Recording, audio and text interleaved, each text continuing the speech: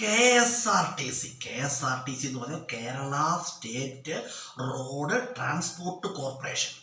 KSRTCയുടെ ആസ്ഥാനം എവിടെയാണെന്നറിയാമോ? തിരുവനന്തപുരമാണ്. KSRTCയുടെ വാഹന രജിസ്ട്രേഷൻ എത്രയാണ്? KL 15 KSRTCക്ക് ഏറ്റവും കൂടുതൽ ഡിപ്പോകളുള്ള ജില്ല ഏതാണ്? തിരുവനന്തപുരം ജില്ലയാണ്. കേരളത്തിലെ ഏറ്റവും വലിയ പൊതുമേഖലാ സ്ഥാപനം KSRTC ആണ്. കേരളത്തിൽ ഏറ്റവും കൂടുതൽ ആളുകൾ തൊഴിൽ ചെയ്യുന്ന പൊതുമേഖലാ സ്ഥാപനം ഏതാണ്? KSRTC ആണ്. KSRTC നിലവിൽ വന്ന വർഷം 1965. KSRTCയുടെ ആവിർഭാവത്തെക്കുറിച്ചൊക്കെ ആലോചിക്കുന്നത് ശ്രീ ചിത്തിരനാളിൻ്റെ കാലത്ത് KSRTCയെ കുറിച്ചൊക്കെ ആലോചിക്കുന്നുണ്ട്. പക്ഷേ KSRTC നിലവിൽ വന്ന വർഷം 1965. KSRTCയിൽ ഇപ്പോൾ നമുക്കറിയാം ചരിത്രാവഹമായ ഒരു പുരോഗതി KSRTCയിൽ ഉണ്ടായിട്ടുണ്ട്. വിസ്മയാവഹമായ പുരോഗതിയാണ് KSRTC കൈവരിച്ചിരിക്കുന്നത്, അല്ലേ? ആണ്. നമുക്കറിയാം നമ്മുടെ കേരളത്തിൻ്റെ ട്രാൻസ്പോർട്ട് മിനിസ്റ്ററായ KB ഗണേഷ് കുമാറിൻ്റെ KSRTCയുടെ വികസനത്തിന് അദ്ദേഹത്തിൻ്റെ പങ്കെന്ന് പറയുമ്പോൾ വളരെ വലുതാണ്, നമുക്കല്ലെന്ന് പറയാൻ കഴിയില്ല. അതുപോലെ തന്നെ 1 മുതൽ ഹയർ സെക്കൻഡറി വരെയുള്ള കുട്ടികൾക്ക് KSRTC ബസ്സുകളിൽ സൗജന്യ യാത്ര, അത് വളരെ വലിയൊരു കാര്യമാണ്, അല്ലേ? ആണ്.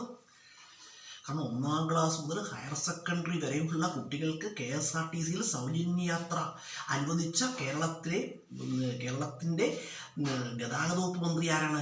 KB ഗണേഷ് കുമാറാണ്. KB ഗണേഷ് കുമാറിൻ്റെ ഭരണകാലത്ത് KB ഗണേഷ് കുമാർ ട്രാൻസ്പോർട്ട് മിനിസ്റ്ററായിരിക്കുന്ന ഈ സമയത്ത് KSRTCയിൽ ഉണ്ടായിരുന്ന പുരോഗതി എന്ന് പറഞ്ഞാൽ പറഞ്ഞറിയിക്കുന്നതിനും മേലെയാണ്, അല്ലേ? KSRTC ഒരുപാട് നേട്ടങ്ങൾ ഉണ്ടായിട്ടുണ്ട്. KSRTCയുടെ വികസനത്തിനായിട്ട് അദ്ദേഹം വഹിച്ച പങ്കെന്ന് പറഞ്ഞാൽ അത് വളരെ പ്രശംസനാർഹമാണ്.